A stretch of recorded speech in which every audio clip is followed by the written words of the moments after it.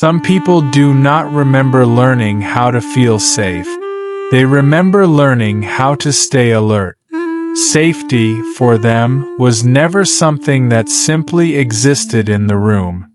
It appeared only when everyone else was calm, when voices were soft, when needs were met, when nothing unexpected was about to happen. So they learned to notice small shift, a change in tone, a pause that felt too long, a sadness that hadn't yet found words. They became attentive before they became anxious, helpful before they felt helpless, responsible before they were ever asked to be. Caring for others did not feel like generosity. It felt like prevention. If someone else was okay, then the world stayed predictable. If everyone was supported, then maybe loss would stay distant. This is how caretakers are formed, not through choice, but through emotional necessity. Their nervous system learned that love was safest when it was earned early and maintained constantly. They are often praised for their empathy, reliability, and strength. But underneath, there is a quieter truth. Their care is not always about others. Sometimes it is about survival. This story explores that truth gently.it rarely begins with a decision. No one wakes up one day and chooses to become the one who holds everything together. It begins in small, forgettable moments. A child noticing that tension fills the room before words do. That silence feels heavier than noise. That someone's sadness can change the emotional weather of the entire space. In those moments, attention becomes protection. Watching closely feels safer than resting. Understanding others feels more reliable than being understood. The child learns something quietly but deeply. Stability arrives when they are useful, when they listen, when they anticipate. They start offering care before it is requested, not to be praised, but to keep things from falling apart. Responsibility becomes familiar. Being needed becomes comforting. Over time, this pattern settles into the nervous system. The body relaxes not when it is supported, but when others are. Peace becomes conditional. What looks like emotional maturity is often emotional vigilance. What feels like empathy is sometimes fear learning a softer language.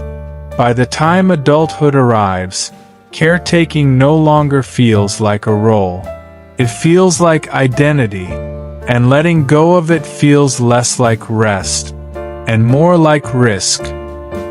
Caretaking is rarely born from comfort. It is shaped in environments where emotional ground felt unstable, where love was present but not predictable. Often, the child sensed that caregivers were overwhelmed, distracted, or emotionally unavailable. Not absent but inconsistent. Warm one moment, distant the next. In these spaces, the child learned to adapt quickly. They learned to read moods instead of expressing their own, to soothe rather than be soothed, to become smaller, quieter, or more helpful when emotional tension rose. Sometimes, the child stepped into roles far too early, becoming the listener, the peacemaker, the one who understood when no one else did. This role reversal was not spoken aloud, but it was felt, and the nervous system took note. Love became associated with effort, connection with responsibility, safety with emotional labor. The child did not think, "I must take care to be loved." They simply felt it, and feelings shape behavior long before language does. Years later, the pattern remains. Caretaking feels natural because it once worked. It created moments of calm, moments of closeness. Even now, part of the psyche still believes, if others are okay, then everything will be. From a psychological lens, caretaking is not a personality trait. It is a regulation strategy. The human nervous system is designed to seek safety before it seeks joy. When early environments feel unpredictable, the brain adapts by staying alert. It learns to scan, predict, and intervene. This is where caretaking takes root. Attachment research shows that when care is inconsistent, the mind looks for control through connection. Hyperattunement develops. The brain becomes skilled at reading micro-expressions, shifts in tone, emotional undercurrents others barely notice. Neuroscience describes this as threat prevention rather than threat response. Instead of reacting after danger appears, the system tries to stop it before it forms. Caretaking soothes anxiety not because it fixes others, but because it restores a sense of order. If emotions around them are stable, the internal alarm quiet. Over time, the brain pairs usefulness with relief. Being needed triggers a calming effect. Rest, paradoxically, feels unsafe. This is why caretakers often struggle with stillness. Silence leaves too much space for uncertainty. Their care is not excessive, it is precise. A finely tuned survival adaptation, one that once kept them emotionally safe, long before they understood what safety meant. For caretakers, exhaustion does not come only from giving. It comes from never feeling allowed to stop. There is a quiet tension living beneath their kindness. A pull between the body's need for rest and the mind's fear of what rest might invite. If they pause, who will hold everything together? If they step back, will something break? Guilt often fills that space. Not loud or dramatic, just persistent. Rest feels undeserved. Receiving feels uncomfortable. Saying no feels like withdrawal rather than boundary. At the same time, resentment begins to surface. Not toward others, but toward the role itself. A role that promised safety but delivered fatigue.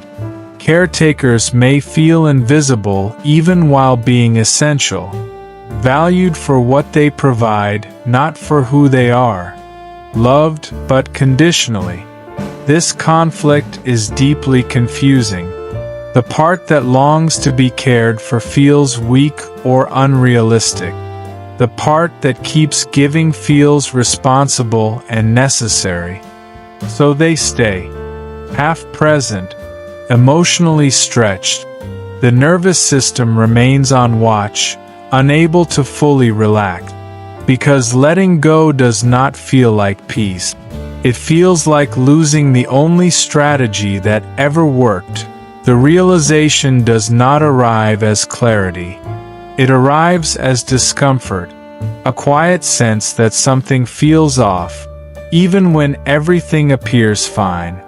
Moments where caretaking no longer brings relief, only numbness, where being needed feels heavy instead of grounding. This awareness grows slowly, often in pauses that feel unfamiliar, in relationships where giving does not lead to closeness, in exhaustion that sleep does not fix. Caretakers begin noticing an internal question forming, not fully spoken.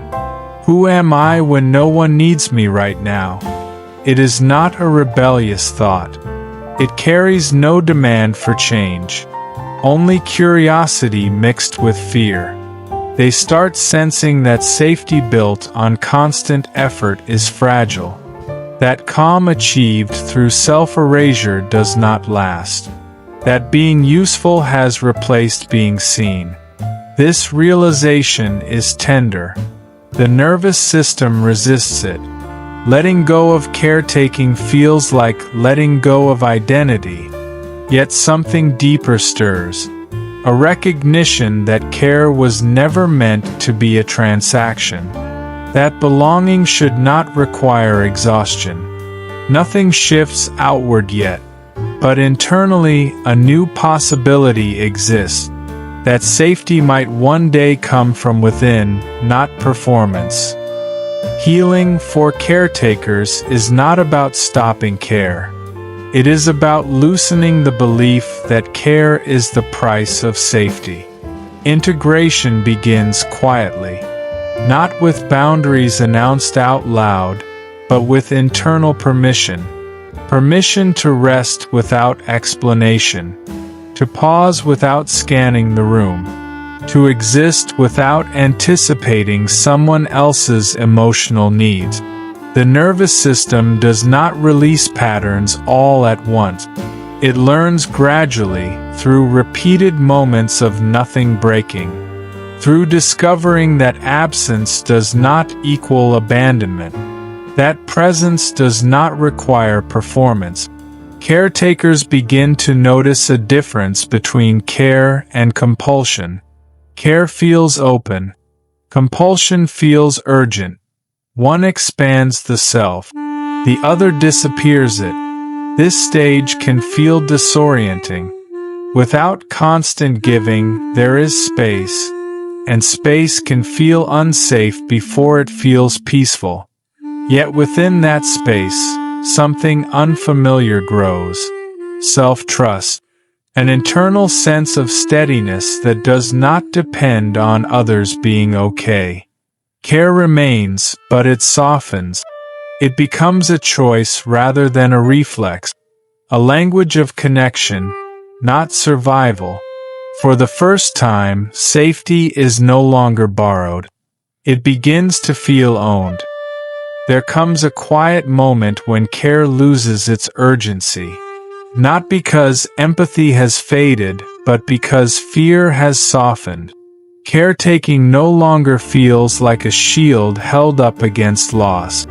It feels like something offered freely, without calculation, without tension. The body no longer listens for danger in every pause. Silence becomes spacious rather than threatening. In this place, safety is redefined. It is not control, not usefulness, not emotional vigilance.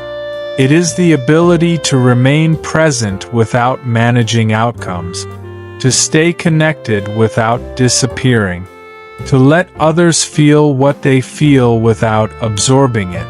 The caretaker identity loosens, not erased, integrated, still kind, still attentive, but no longer responsible for holding the emotional weight of the world.